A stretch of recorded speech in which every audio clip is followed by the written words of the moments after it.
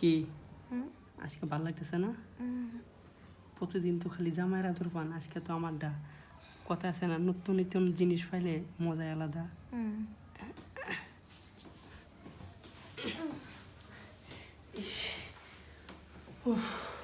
হাইরে হরণ লাগতেছে।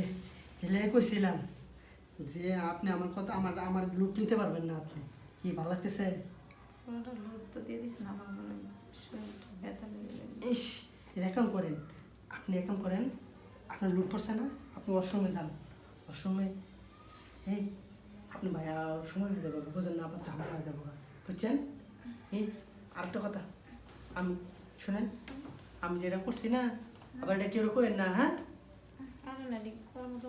এটা করেন না, আবার করলে কিন্তু আমার ঝামেলা হয়ে যাবো, বুঝছেন?